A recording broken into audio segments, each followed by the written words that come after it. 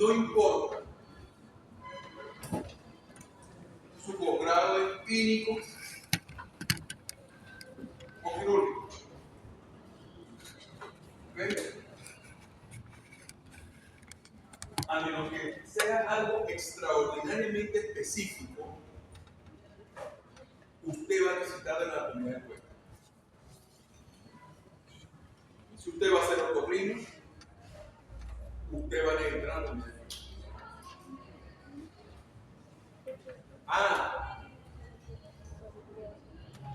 La doctora Aurelia Mendoza quiere ser oftalmóloga con una subespecialidad en retina.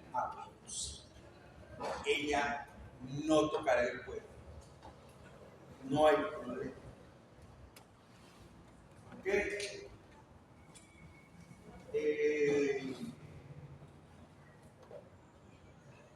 ¿Quién más? ¿Vale?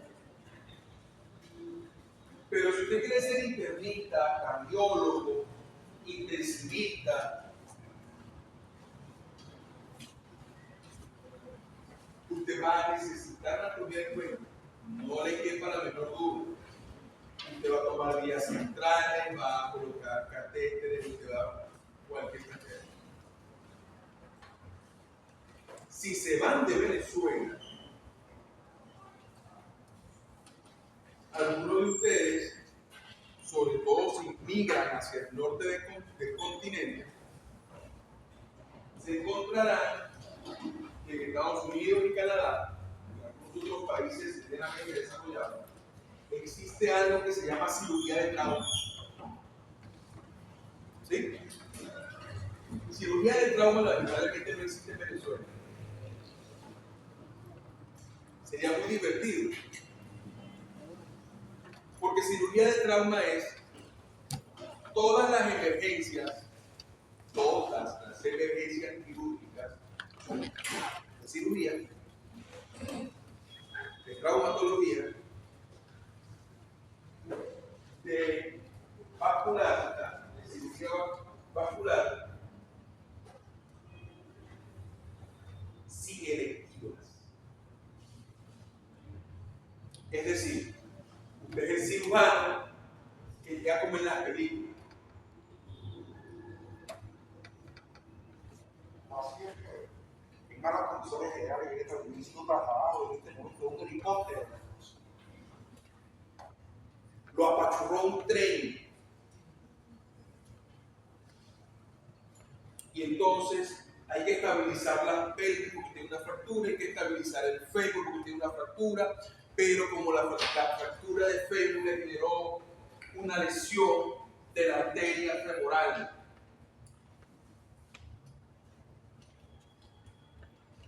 ¿Y quién la va a reparar? El doctor Cibriano, cirujano de trauma. Llegará tranquilo, se va a la ingle, liga la femoral para que deje de sangrar, estabiliza la pelvis con un fijador externo, estabiliza el fémur con otro fijador externo, después se mete con calma, repara su vaso, cierra, se va. Y entonces refiere a traumatología. Paciente con fractura de pelvis estable. Le refiere a vascular.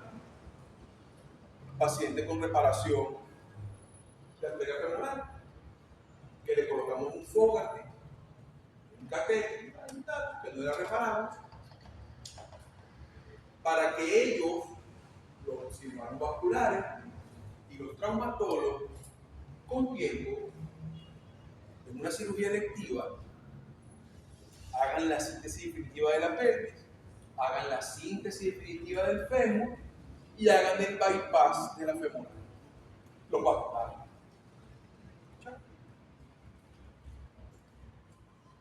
A mí me hubiese encantado esa vaina. Pero aquí no existe. Entonces, ¿qué necesitamos recordar? 3 Tres cositas sencillas. Reconocer que en el cuello hay unos relieves anatómicos importantes. Recordar que existen triángulos en el cuello. Sobre todo los dos más grandes, anterior y posterior. ¿Lo recuerdan? Y lo más importante, las proyecciones cutáneas de las estructuras vasculo-nerviosas. Empecemos entonces por los relieves del cuello. Este es el cuello. Entonces, fíjense que acá vamos a tener al ángulo de la mandíbula, ¿sí? Al mentón, a la rama inferior del maxilar inferior, al esternocleidomastoideo, ¿ok? Acá vamos a tener entonces al cartílago tiroides, por debajo de él al cartílago o anillo cricoides, siguiendo la línea media a la escotadura auricular o escotadura external, ¿ok? Hacia atrás el músculo trapecio. Acá tenemos entonces a la clavícula, la articulación interno-clavicular y hacia atrás y arriba la apófisis mastoides occipital. ¿Sí?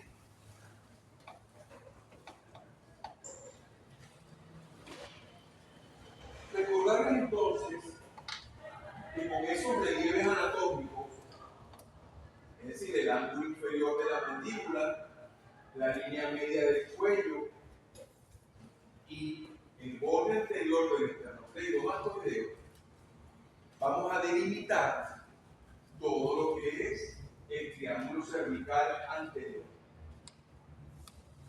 ¿Ok?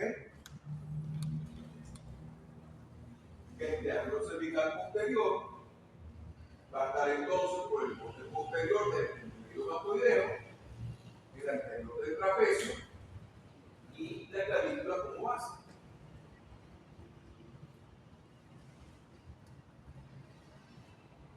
Pero van a notar, sobre todo, cuando alguno de ustedes haga postrado quirúrgico, que esos triángulos de los que conversamos en cuello superficial, ¿sí? Esos triángulos no son usados por todas las escuelas quirúrgicas. Son extraordinariamente útiles, porque si yo les digo a ustedes que dentro del triángulo carotídeo, ustedes deberían saber qué van a buscar. Pero en la actualidad, esos triángulos son usados por pocas escuelas de cirugía, entre ellas la nuestra. Por eso es importante que ustedes lo sepan. En otras escuelas de medicina y en otras escuelas de cirugía, no les hablarán de triángulos, sino que les hablarán de las regiones topográficas del cuerpo. Entonces les hablarán que detrás de la rama ascendente del maxilar superior, por delante del esternocleidomastoideo, tendremos la región parótida,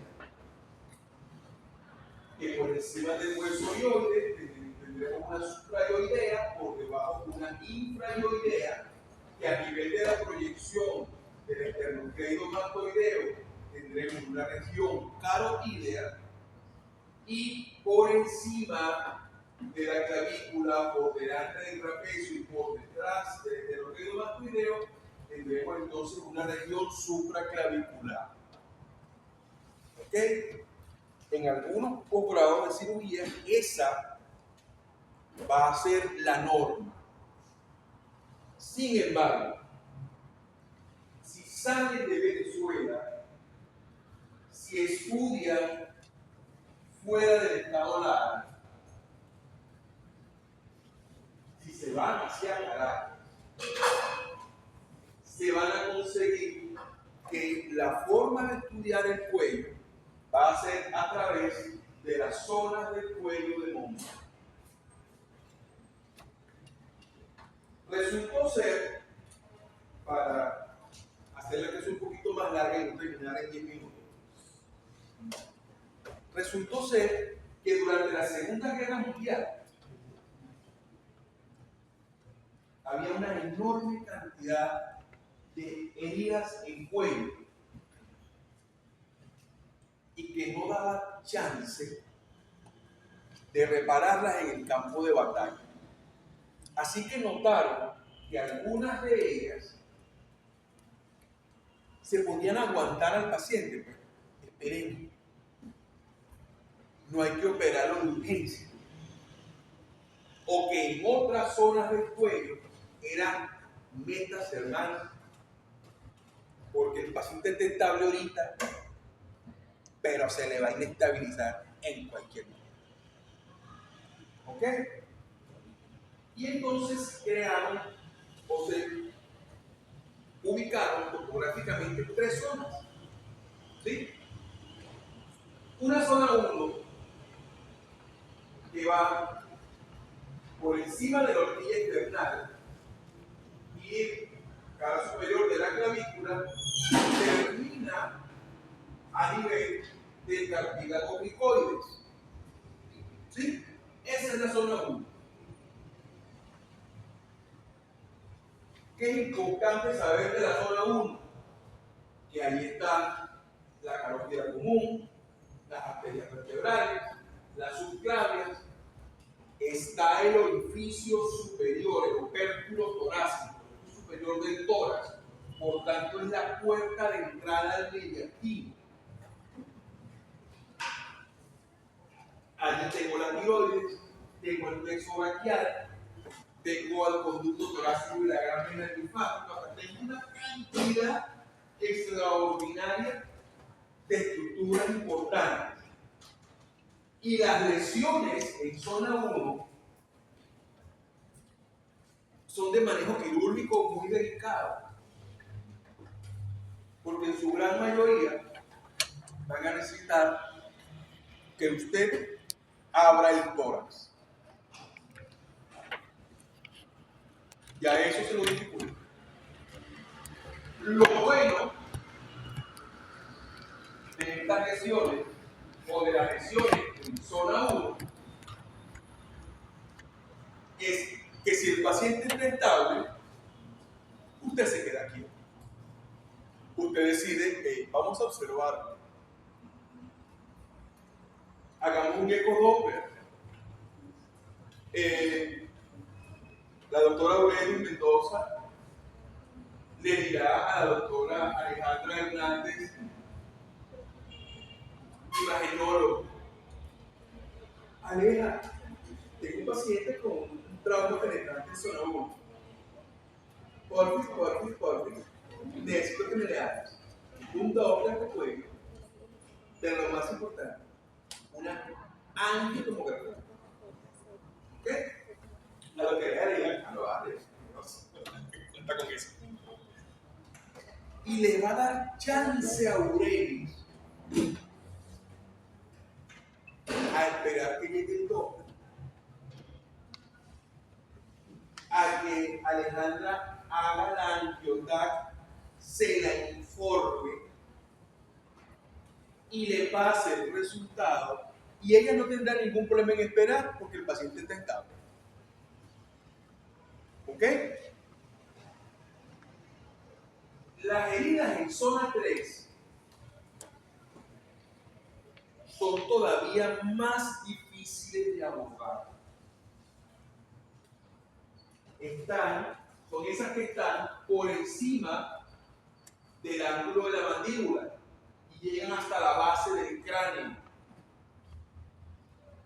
Entonces, es un área muy pequeña. Está, por supuesto, las arterias carótidas, interna y externa, las vértebras, las glándulas salivales y la columna cervical. Pero el problema de esa región, ¿sí? Que en la clasificación topográfica que vimos hace rato era la región paroquídea. El problema de esa región es que lesiones importantes a ese nivel necesitan que usted desarticule a la temporomandibular, ¿sí? Eche para un lado el maxilar. Puede necesitar que usted se meta con el neurocirujano porque tiene que trabajar en la bóveda craneana. O sea, son lesiones muy complejas. Y como se podrán imaginar, si el paciente está estable, usted, igual que con la zona 1, lo deja quieto. Está estable. Vamos a pedirle al doctor Toniel, a Johanna, que agarre y me le haga una angiotaca al paciente. ¿Ok? El doctor José Rodríguez para un Doppler. Claro, como él es angiólogo, intervencionista, si consigue una vaina rara, él pasará su INTEN violentamente. Mientras el paciente esté estable, si está en zona 3 o si está en zona 1, la conducta se va a aprender esta palabra en un futuro muy cercano. La conducta es expectante, es decir, aguante y espere.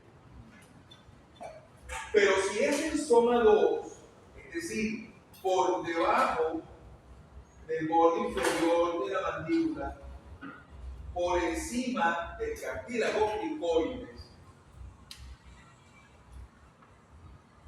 están las carótidas vertebrales tubulares, la laringe del esófago, el nervio vago, los laringeos recurrentes, la tiroides, también está la columna, ¿sí? Aún si el paciente es estable, es sugerible que se explore quirúrgicamente, porque pueden haber una enorme cantidad de lesiones que van a pasar desapercibidas en las primeras 24 horas. Y que cuando ya den una clínica importante, tarde será.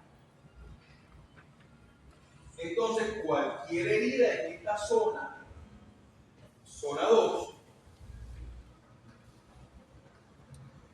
es mejor que la exploren quirúrgicamente.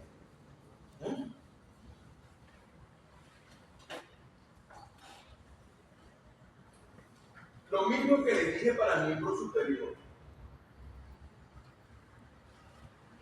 Siempre que les preguntemos por la importancia de las proyecciones vasculonerviosas, la respuesta va a ser la misma, pero la van a adaptar a la región que se está preguntando. Entonces, importancia anatomoclínica de las proyecciones arteriales, el acceso supercutáneo arterial y el abordaje quirúrgico de las mismas. Miren aquí, ¿están viendo esta imagen que está acá? ¿Están viendo estas 3 agujas que están aquí? ¿Se dan cuenta que este es el punto de Kerr? Y miren acá las ramas sensitivas del plexo cervical, incluidas a los nervios supraclaviculares. Entonces, si es nervio lo que les estoy preguntando, su importancia va a ser el bloqueo nervioso, como lo pueden ver aquí, o el abordaje quirúrgico. Si son venas, pues por supuesto velopunción y abordaje quirúrgico. Entremos en materia entonces. Si necesitamos ubicar a la arteria carótida común, vamos a trazar una línea transversal que pasa justo por encima del cartílago tiroides. Y luego vamos a proyectar hacia arriba una línea perpendicular a la clavícula, ¿sí? Y donde se corta esa línea transversal, ese trayecto es la arteria carótida común. Y ustedes me dirán, y más o menos, ¿para qué la necesito? Bueno, porque si la doctora Mariani Torres, angiólogo intervencionista, jefe de cirugía vascular mínimamente invasiva de la Clínica Mayo en Rochester, Minnesota, necesita hacer una embolización cerebral porque el paciente tiene una aneurisma, una cosita mínima. Mi niña Mariani se acordará de esa proyección y hará, miren el tamaño de esta incisión. Encontrará a su arteria carótida, ¿sí? La da arribita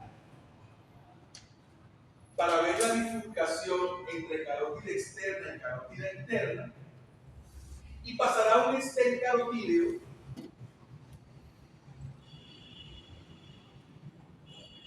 para hacer su embolización cerebral. Una cosita tonta.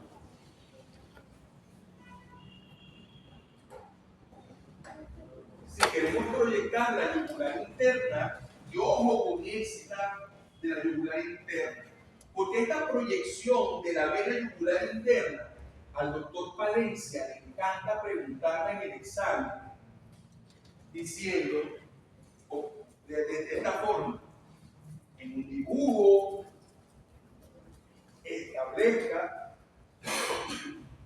los relieves anatómicos necesarios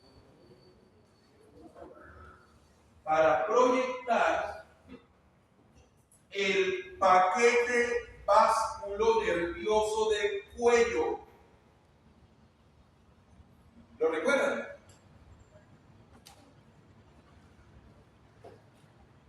Entonces ustedes dirán, ¿cómo no? Con la cabeza del paciente en rotación hacia el lado contrario. Punto número 1. La articulación externo-clavicular o la apófisis mastoides, como ustedes como yo no importa. Lo importante es que va de la apófisis mastoides a la articulación externo-clavicular. La unión de esos dos puntos es la vena yugular interna. Importancia: el acceso de la vena yugular interna. Aquí tenemos, miren, al paciente mirando para el lado contrario. Aquí está la mastoides, aquí está la externo-clavicular, ¿ok? Pero aquí se están guiando, además de eso, se están guiando por los dos manojos, las dos porciones del esternocleido mastoideo.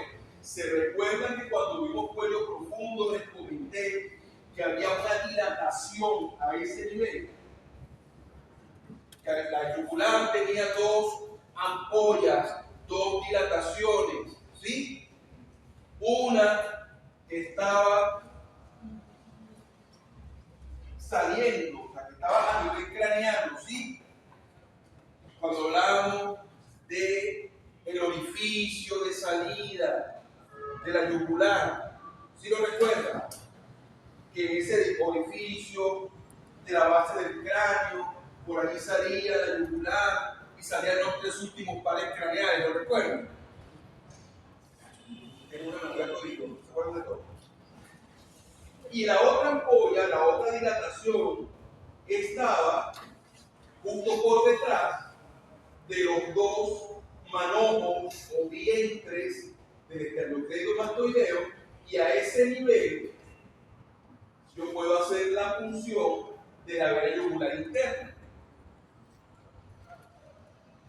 Entonces, si quiero tomar una vía central, pues este es un punto bueno para hacerlo. Luego tenemos entonces a la yugular externa. ¿Ok?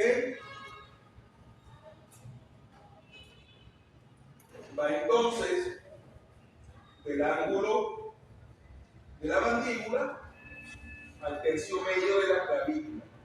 Es preferible que el paciente esté mirando para el lado contrario. ¿Para qué la quiero? Si el doctor José Rodríguez, emergenciólogo, lo llama el personal de enfermería, porque ya crucificaron al pobre hombre, al pobre paciente que tiene ahí. ¡Ay, doctor! Tiene las vías difíciles.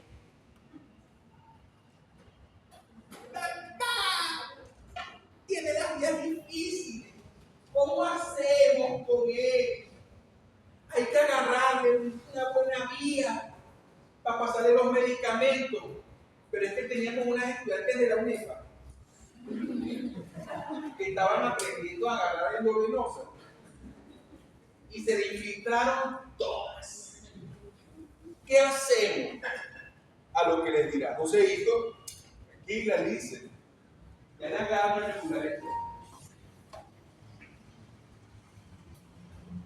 Entonces, con esos puntos de referencia, miren, el pulgar por debajo del ángulo de la mandíbula, el índice en el tercio medio de la clavícula.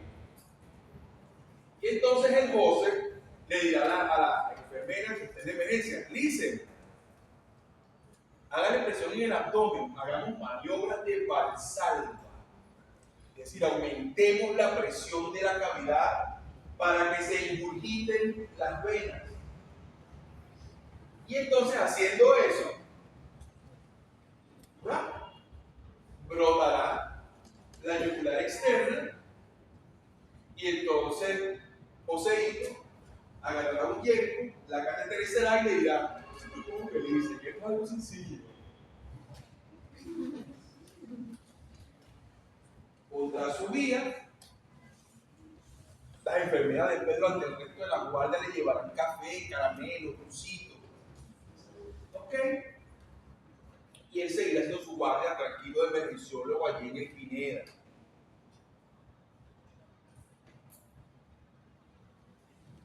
Llegamos entonces al punto de R. Adelante. Bienvenido, ya casi terminamos.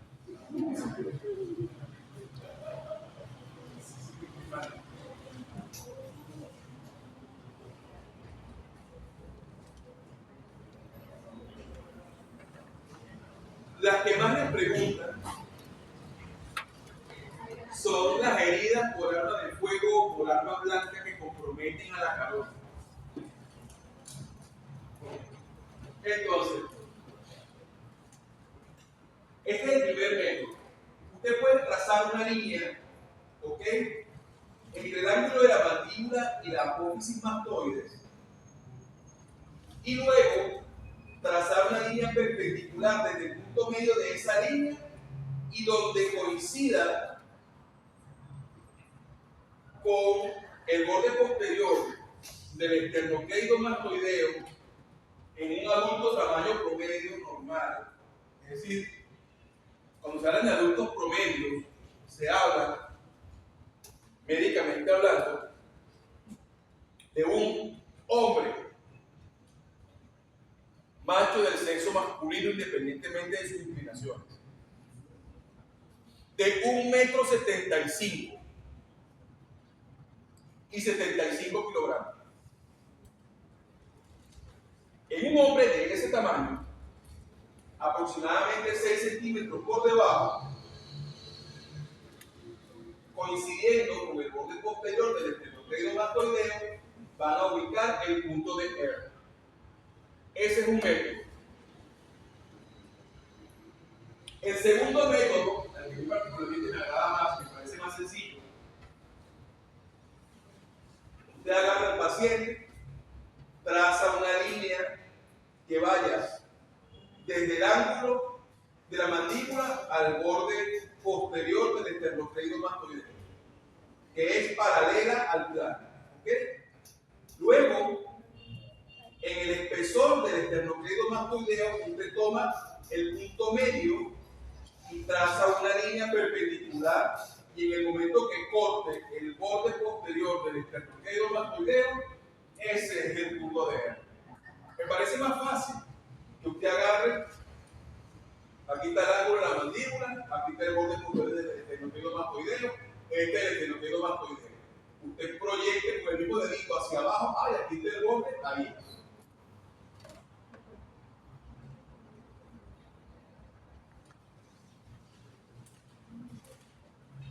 La pregunta, con el dibujo anterior, miren que es el mismo método que usan los griegos para proyectar.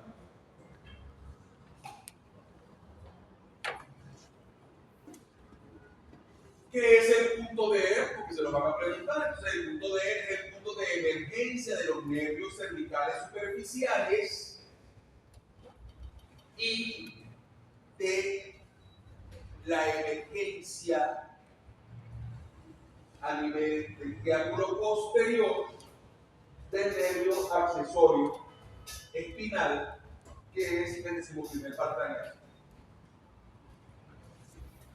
Importancia clínica, miren, escriban: estimulación eléctrica del plexo cervical y bloqueo nervioso. Y ustedes dirán, aquí la tienen.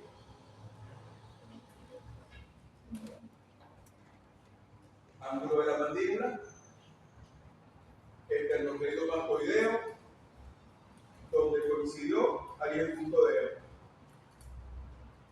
Las ramas del plexo cervical, y vamos a bloquearlas. Bloqueo sensitivo del triángulo anterior del cuello. Así que ya sabes, Ángel, cuando vayas a hacer una cirugía menor allí, puedes bloquear a tu vieja sin problema. Porque ya te cuenta que es una viejita, mira. Las arrugas, el cabello no podemos decir nada porque está pintado, mal pintado, pero pintado. ¿Ok? Está gordita. No podemos decir nada. Hay hombres a los que les gustan las mujeres gordas. Hay hombres a los que les gustan las mujeres flacas. Para todo el gusto. Yo tenía un compañero de posgrado que tenía una esposa de concurso de belleza. ¿Verdad? La esposa del doctor, no digo su nombre. Un mujerón. Una mujer como la revista, tú sabes, delgada, la cinturita, el rabote, la lola, como la revista. Pero a este loco, chamo, lo volvieron una gordita. Todos los cachos que le montó a la mujer fueron más de uno, en más de una oportunidad, en repetidas ocasiones. Todos fueron con enfermeras gorditas, con camareras gorditas, con bioanalistas gorditas, con cualquier gordita, y mientras más gordita mejor. Yo no sé qué fetiche tenía este loco con la gordita, pero le encantaba una gordita. Entonces, con estos reparos, no importa que sea así de gordita, no seas tan exigente. Con este reparo, tú vas a poder bloquear toda tu piel acá y podrás hacer tu trabajo sin problema. meterás tus hilos rusos en que llaman. ¿Sabes? Problema.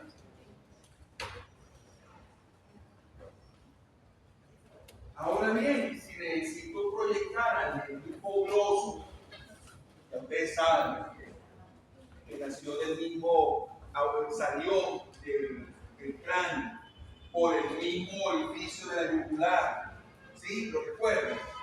Iba junto con el vientre posterior del ligástrico, ¿lo recuerdan? Y entonces cruzó hacia adelante para ubicarse por debajo del maxilar, del borde del maxilar inferior, el borde de la mandíbula, ¿sí? La rama horizontal de la mandíbula, así la aprenderán en nuestro oso, para ir entonces hacia los músculos de la lengua. ¿Recuerdan esa parte, Jesús? Qué bueno.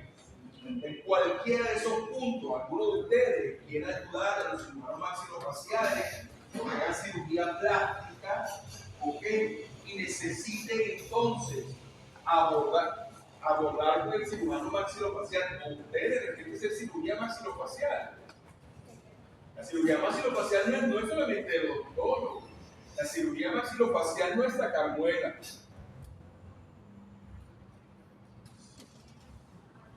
Ustedes aquí pueden hacer un bloqueo del nervio. También pueden bloquear el nervio frénico. ¿Ok? Entonces, con la cabeza rotada hacia el lado contrario, pasan primero una línea que va del tercio medio de la clavícula al ángulo de la mandíbula, y luego una línea que va desde la articulación interno-clavicular al punto medio de esta línea previa. Ese que está ahí en rojo es el trayecto del nervio frénico. Ya casi terminando, la última proyección que vamos a estudiar hoy va a ser entonces la del plexo braquial. ¿Ok? Entonces la doctora Lipe Valdivieso, anestesiólogo, ¿ok?, que le encanta darle cirugía al doctor Javier Freites, cirujano de mano, ¿ok? Porque él dice, concha, Javier hace cirugía rápida y cobra caro. Entonces, yo como anestesiólogo cobro el 40 y me sirve más darle 4 cirugías a Javier que una a Joner, que es cirujano general, que cobra menos y se demora más. Lo siento, doctor cirujano, tengo 3 fracturas de muñeca por delante. Cuando el doctor Freites termine, usted mete su apéndice. Entonces,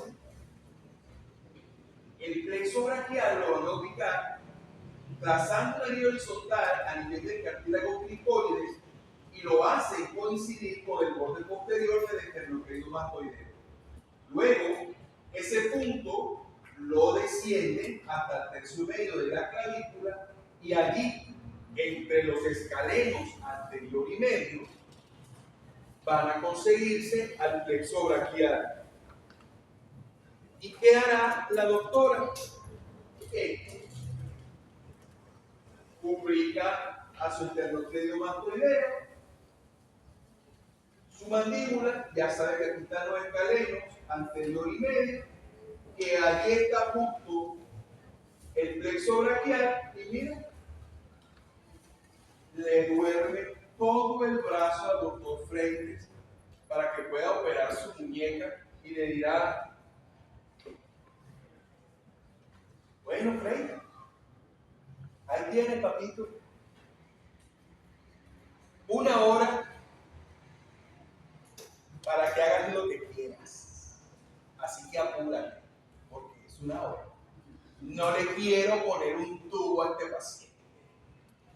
Lo más que puedo hacer por ti para que no te fastidie es que te le ponga un guante, es decir, los ojos. Cuando empiece a mover la mano, te tienes que apurar. con esto, señorita, caballero,